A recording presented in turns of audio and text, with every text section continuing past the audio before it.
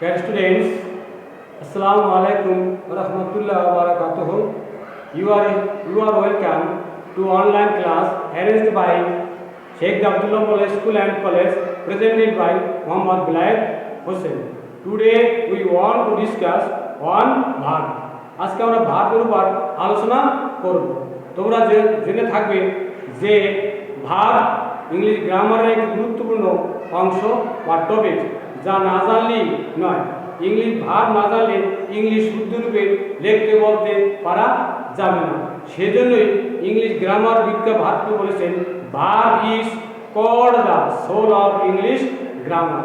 ভার্বকে English গ্রামারের আত্মা বলা হয়। এবং টেন্স ভার্বের সাথে সংশ্লিষ্ট আছে টেন্স, সে টেন্সকে বলা হয় মেরুদণ্ড। যেমন tense is called the backbone of English grammar.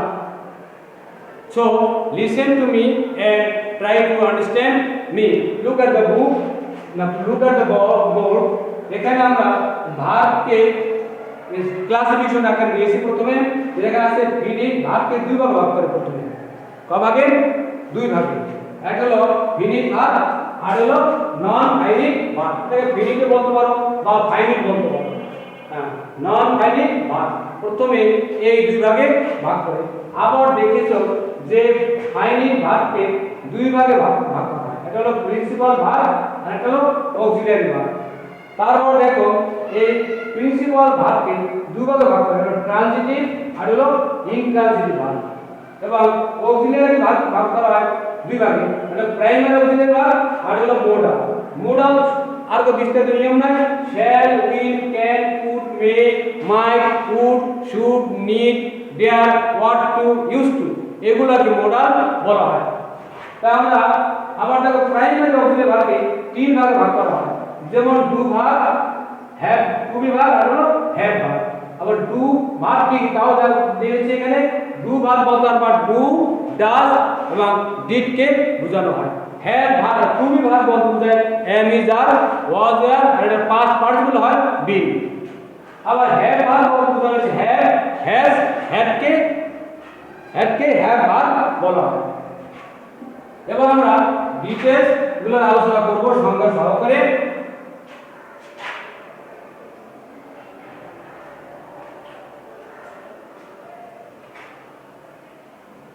যেমন প্রথমে আমরা একটা ছকের মাধ্যমে এটাকে দিয়েছিলাম। এবার আমরা সংজ্ঞা এবং উদাহরণের মাধ্যমে এগুলোর ডিটেইলস আলোচনা করব। এখানে আমরা লিখতে পারি ভার্ব ইন ডিটেইল। এখানে একটা ওয়ার্ড লিখেছি ডিটেইল। এই ডিটেইলের প্লুরাল ফর্ম হয় না, অনেকে ডিটেইলস লিখে থাকে, সেটা আপনাদের ভুল। লিখতে হবে ডিটেইল। যেমন প্রথমে আমরা ছকে দিয়েছিলাম প্রিন্সিপাল ফাইনিট ভার্ব, দিয়েছিলাম ফাইনিট ভার্ব। এই ফাইনিট ভার্বের সংজ্ঞাটা হচ্ছে বাংলা হলো সমাপিকা ক্রিয়া। যে ভার্ব ক্রিয়া নিষ্পন্ন করে তাকে ফাইনিট ভার্ব বলে। আর এটা বলতে পারো যে ভার্ব সাবজেক্ট এবং অবজেক্ট অনুযায়ী নির্মিত হয়ে থাকে তাকে ফাইনিট ভার্ব বলে। যেমন একটা উদাহরণ দেখবে, আই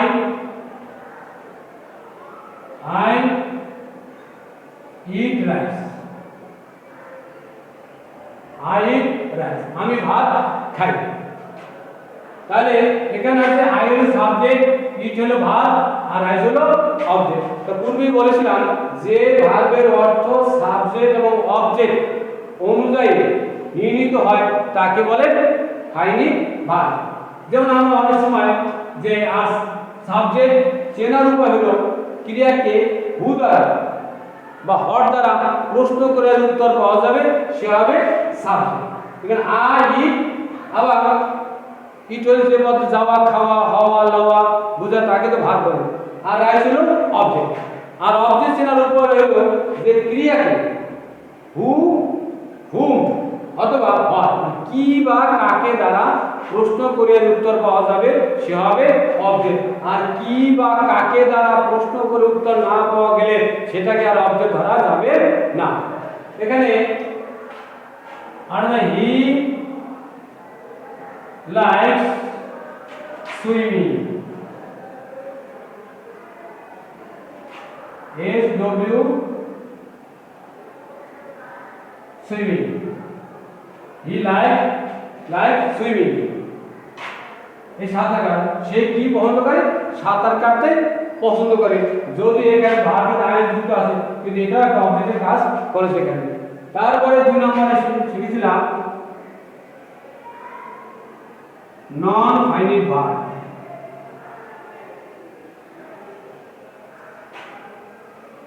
নন ফাইনাইট ভার্ব এটা হলো নিষ্ক্রিয়, এটা হলো সক্রিয়, সমাপিত, এটা হলো অসমাপিত ক্রিয়া।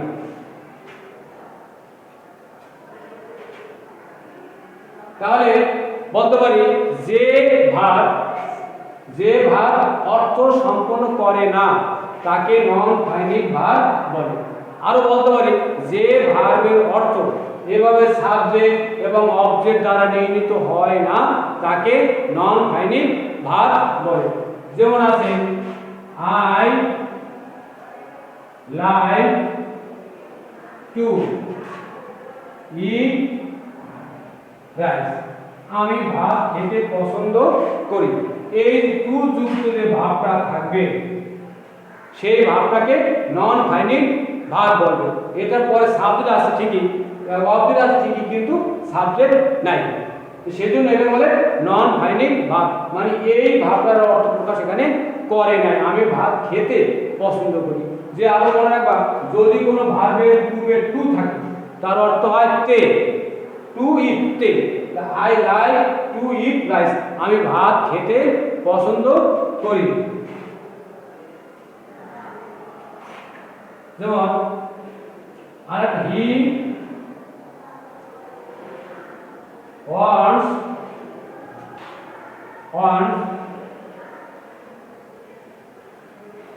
going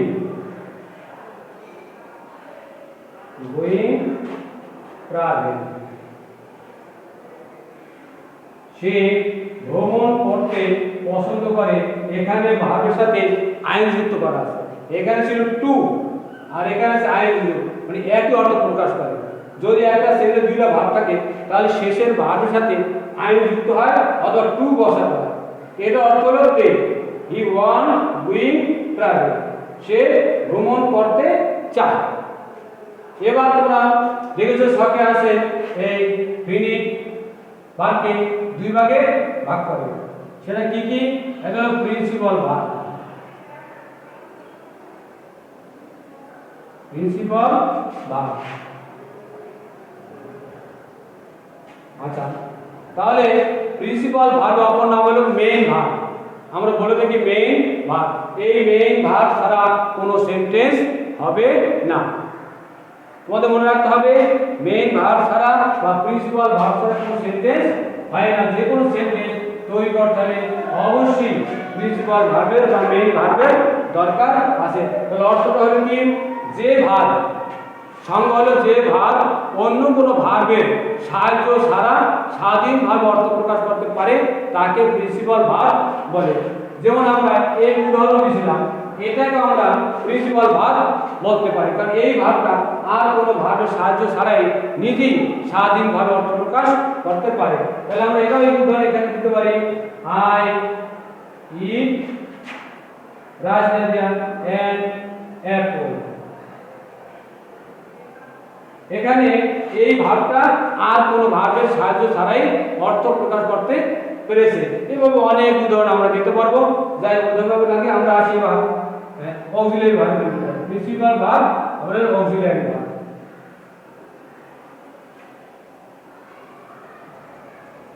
অক্সিলারি ভার্ব, অক্সিলারি ভার্বকে বলে হেল্পিং ভার্ব, হেল্প করতে সাহায্য করা। তাহলে আমরা বলতে পারি যে ভার্ব অন্য ভার্বের মানে প্রিন্সিপাল ভার্বের সাহায্য ছাড়া অর্থ প্রকাশ করতে পারে না তাকে বলে অক্সিলারি ভার্ব। যেমন অক্সিলারি ভার্ব কি কি আমি দেখেছিলাম, ডু, ডিড, ডাজ হলো অক্সিলারি ভার্ব। তারপর am, is, are, was, or হলো auxiliary verb. Had has had হলো অক্সিলারি ভার্ব। আবার মোডালকেও আমরা এক প্রকার অক্সিলারি ভার্ব বলে থাকি, তবে অক্সিলারি ভার্ব আর মোডালের ভিতরে একটু পার্থক্য রয়েছে। যেমন এইটাই উদাহরণ যদি এটাই আমরা রাখি, এখানে কি হবে, I am eating rice, I am eating rice, আমি ভাত খেতেছি। তাহলে এই অ্যামটা ইটটাকে সাহায্য করছে, সাহায্য করার কারণে এই অ্যামটা হয়েছে অক্সিলারি ভার্ব, এই ইটকে সাহায্য করছে। তো টেন্স অনুযায়ী আমরা টেন্স তো আসেনি এখন পর্যন্ত, তারপরে বলতে পারি যে অ্যাম ইজ আর এর পরে ভার্বের সাথে আইএনজি যুক্ত করতে হয়, এটা অক্সিলারি ভার্ব। তাহলে হি হ্যাজ ব্রোকেন,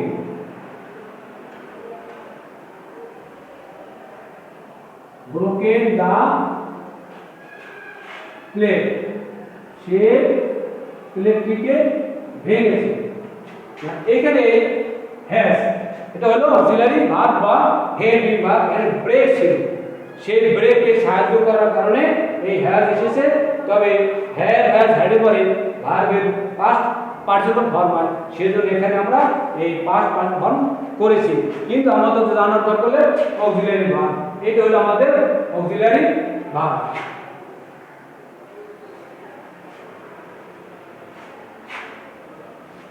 এবার আমরা দেখেছি যে প্রিন্সিপাল ভাগকে আবার দুই ভাগে ভাগ করে, সেটা হলো এখানে ট্রানজিটিভ,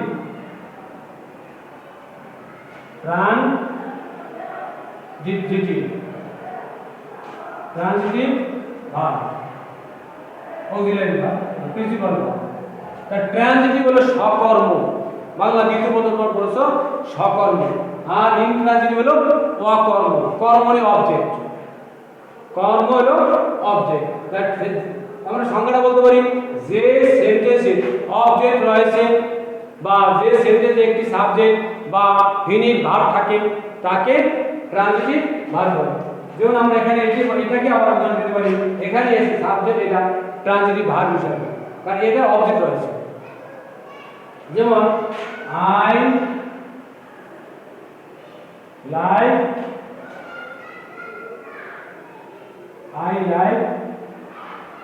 হিম, এই লাইকটা হলো এখানে, এই লাইকটা হলো ট্রানজিটিভ ভার্ব, কারণ এটা অবজেক্ট রয়েছে। তাহলে আমরা যে প্রথমে ফিনিট ভার্ব উদাহরণ দিয়েছিলাম, এই ফাইনিট ভার্ব উদাহরণটা বিভিন্ন জায়গায় আমরা সেট করতে পারি, কারণ এটি আমাদের এক দিক দিয়ে হলো ফাইনিট ভার্ব, আর এক দিক হলো প্রিন্সিপাল ভার্ব, আর এক দিক হলো ট্রানজিটিভ ভার্ব, কারণ এখানে অবজেক্ট রয়েছে সেই জন্য। হি eats an orange, এখানে এই ইটটা এই অরেঞ্জকে না অবজেক্ট হিসেবে নিয়েছে, সেই জন্য এখানে এই ইটসটা হবে তোমার ট্রানজিটিভ ভার্ব। তারপর আমরা দিয়েছিলাম ইনট্রানজিটিভ ভার্ব, ইনট্রানজিটিভ ভার্ব আর অকর্ম, বুঝলো, অকর্ম, অকর্ম মানে কি, যার কর্ম নাই, এলো সকর্ম, এলো অকর্ম। আবার তোমরা শুনেছো বাংলা দ্বিকর্ম, অকর্ম সকর্ম দ্বিকর্ম, যার দুইটা অবজেক্ট আছে, আর সেই সম্পর্কে আমরা পরে আলোচনা করব। এখন আমরা ট্রানজিটিভ ভার্ব সম্পর্কে আলোচনা করব, ইনট্রানজিটিভ ভার্ব সম্পর্কে আলোচনা করব। বলছিলাম যার অবজেক্ট নেই, যার অবজেক্ট বা যে ভার্বের অর্থ প্রকাশ করার জন্য অবজেক্টের প্রয়োজন হয় না, তাকে ইনট্রানজিটিভ ভার্ব বলে। যেমন আমরা লেখা করি বার্ডস ফ্লাই, ফ্লাই, যদি আমরা আবার এই ইনট্রানজিটিভ ভার্বকে ট্রানজিটিভ ভার্ব বানাতে পারি, বার্ডস ফ্লাই। আবার আছে দি বয়েজ প্লে, ছেলেরা খেলা করে। এখন যদি আমরা birds fly in the sky দিই, সেটাও কিন্তু অকর্ম হবে, কারণ ইন দ্য স্কাই এটা কি বা কাকে দ্বারা প্রশ্ন করা যায় না, সেটা অবজেক্ট হবে না। আবার যদি আমরা the boys play in the field, এখানে অবজেক্ট ইন দ্য ফিল্ড এটাকে কি বা কাকে দ্বারা প্রশ্ন করা যাবে না, সেজন্য ওটাকে অবজেক্ট ধরা যাবে না। কারণ আমরা এভাবে অবজেক্ট ছাড়াই ওটাকে অনেক অবজেক্ট মনে করি। ওই যে in the field, in the swim, in the sky, in the river, in the sky থাকলেন ওগুলো কিন্তু আসলে অবজেক্ট না, তারপর অনেকেই অবজেক্ট হিসেবে ধরে, তাই আমরা ওগুলো লিখলাম না। আমরা birds fly, the boys play, এর আরো অসংখ্য উদাহরণ আমরা ইন্ট্রান্সিটিভ ভার্বের দিতে পারি। এবার আমরা লিখেছিলাম যে অক্সিলারি ভার্বকে তিন ভাগ মানে দুই ভাগে ভাগ করা, সেটা কি লিখেছি দুই ভাগে? কি এটা হলো primary auxiliary verb, primary auxiliary verb.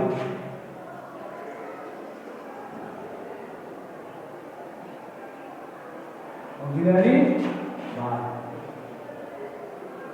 Primary auxiliary verb বলতে বুঝিয়েছে যে do, did, does, am, is, are, was, are, have, has, had, এগুলোকে আমরা প্রাইমারি অক্সিলারি ভার্ব হিসেবে ব্যবহার করতে বা বলতে পারি। যেমন আছে হি রিডিং করার সময় ডাজ নট, এই ডাজ নট এখানে নট ডাজটা আমাদের প্রাইমারি অক্সিলারি ভার্ব হিসেবে ব্যবহৃত হয়। হি ডাজ নট ইট, সে খায় না। হি মানে they are playing,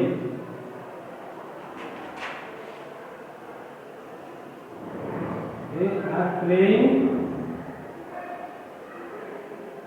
they are playing, এখানে এই আর্ট হলো এখানে প্রাইমারি অক্সিলারি ভার্ব। এবং আমরা অসংখ্য উদাহরণ সেট করতে পারি, যে ডিডটা দিতে পারি, তাহলে have, has, had, was, were, তাহলে এম, ইজ, আর দিতে পারি। এগুলো হবে আমাদের প্রাইমারি অক্সিলারি ভার্ব। তারপরে আছে যে বলছিলাম অক্সিলারি প্রাইমারি অক্সিলারি ভার্ব হলো মোডাল। মোডালটা আমরা তিন ব্র্যাকেট লিখে দিয়েছিলাম। মোডালসটা কি? Shall, will, can, could, may, et cetera. আরো অক্সিলারি মোডাল মে, তারপরে আবার এই past tense might, might, would, would, should, what to,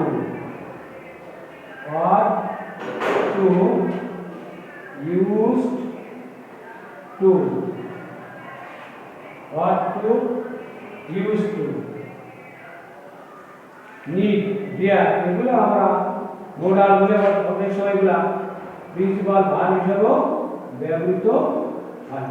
এইগুলো আমাদের মোডাল হিসেবে ব্যবহৃত হয়। তাই এগুলো কেন মোডাল হলো, যে এই মোডালের নিয়ম আছে, এই মোডালের পরে ভার্বের প্রেজেন্ট ফর্ম হয়, মানে ভি ওয়ান আর সর্বদা।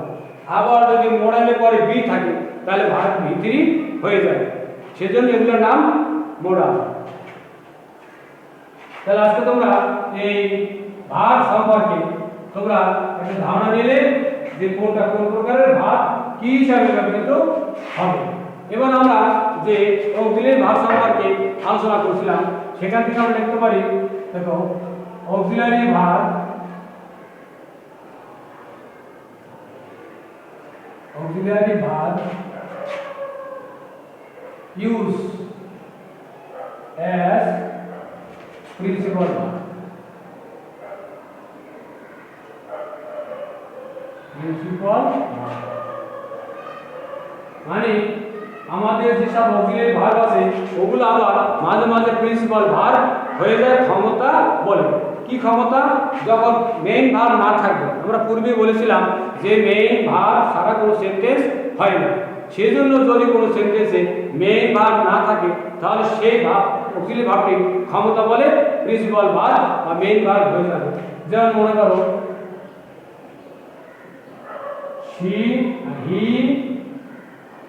he is a boy,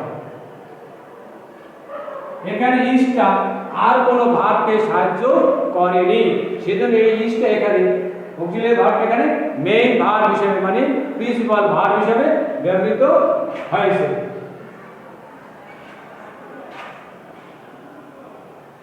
তারপর লেখো হি হ্যাজ এ বুক। এখানে এই হ্যাজটা এখানে মেইন ভার্ব হিসেবে ব্যবহৃত হয়েছে, সেজন্য এটাকে auxiliary verb use as principal verb হিসেবে ব্যবহৃত হয়েছে, কারণ এখানে আর কোনো ভার্বকে সে সাহায্য করেনি, সেজন্য সে ক্ষমতা বলে এই হ্যাজটা প্রিন্সিপাল ভার্ব হিসেবে ব্যবহৃত হয়েছে। আর এই যে am is are have has এগুলো যখন ভার্বে প্রিন্সিপাল ভার্ব হিসেবে ব্যবহৃত হবে তখন এগুলাকে প্রেজেন্ট ইনডিফিনিট টেন্স ধরতে হবে। অনেকে আমরা বুঝে থাকি যে এম ইজ আর দেখলেও মনে করবো প্রেজেন্ট কন্টিনিউয়াস, আসলে কিন্তু সেই কথাটা সত্য না। এম ইজ আর থাকলে যদি আর কোনো ভাব না থাকে সেটাকে প্রেজেন্ট ইনডিফিনিট টেন্স হিসেবে ধরতে হবে। আবার হ্যাভ হ্যাজও প্রেজেন্ট ইনডিফিনিট টেন্সের মেইন ভার্ব হিসেবে ধরতে হবে যদি আর কোনো ভার্বকে সে সাহায্য না করে। এভাবে প্রত্যেকটা আবার ওয়াজ ওয়্যার, যেমন আছে হি ওয়াজ প্লেইং,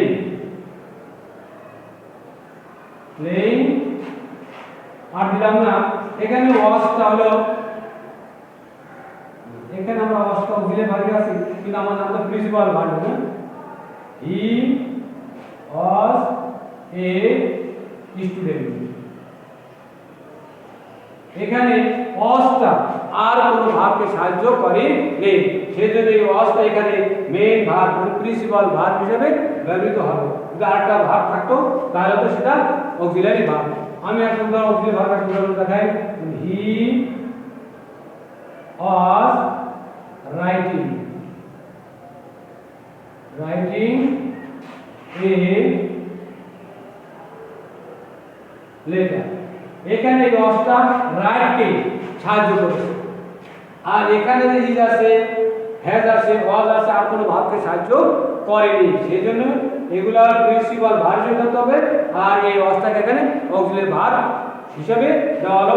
নেক্সট ক্লাসে আমরা তোমাদের আরো কিছু ভার্ব এবং ভার্বের সাথে যুক্ত আছে টেন্স সম্পর্কে আলোচনা করব। That's for all, best of luck.